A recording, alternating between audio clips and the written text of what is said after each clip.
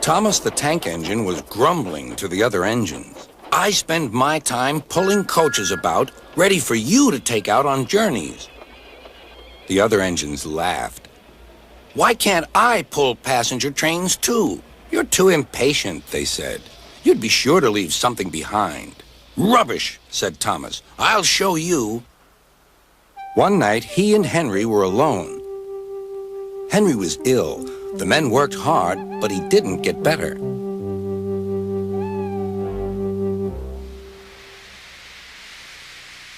He felt just as bad next morning.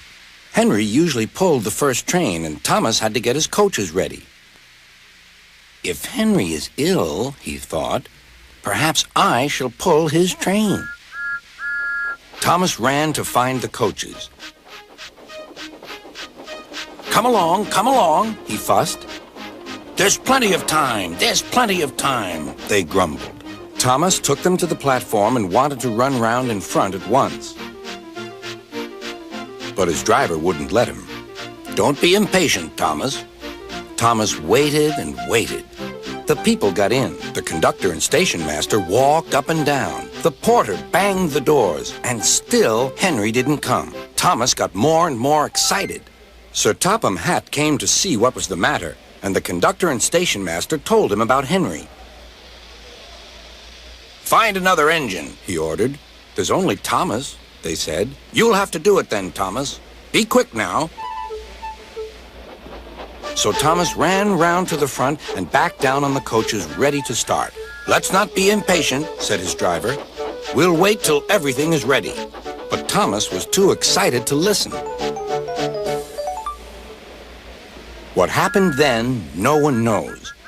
Perhaps they forgot to couple Thomas to the train, or perhaps the driver pulled the lever by mistake. Anyhow, Thomas started without his coaches. As he passed the first signal tower, men waved and shouted, but he didn't stop. They're waving because I'm such a splendid engine, he thought importantly. Henry says it's hard to pull trains, but I think it's easy. Hurry, hurry, hurry, he puffed, pretending to be like Gordon. People have never seen me pulling a train before. It's nice of them to wave. And he whistled. Beep, beep. Thank you. Then he came to a signal at danger. Bother, he thought. I must stop. And I was going so nicely, too. What a nuisance signals are. He blew an angry beep, beep on his whistle. The signalman ran up. Hello, Thomas, he said. What are you doing here? I'm pulling a train, said Thomas. Can't you see? Where are your coaches, then? Thomas looked back. Why, bless me, he said, if we haven't left them behind. Yes, said the signalman. You'd better go back quickly and fetch them. Poor Thomas was so sad he nearly cried. Cheer up, said his driver. Let's go back quickly and try again.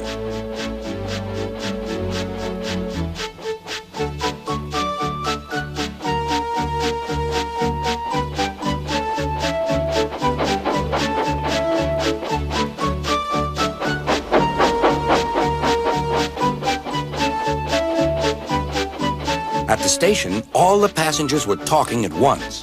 They were telling Sir Topham Hatt what a bad railway it was. But when Thomas came back, they saw how sad he was and couldn't be cross. He was coupled to the train, and this time he really pulled it.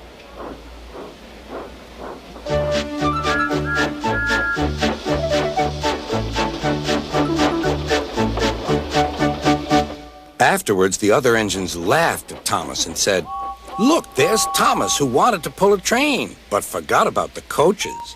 But Thomas had already learned not to make the same mistake again.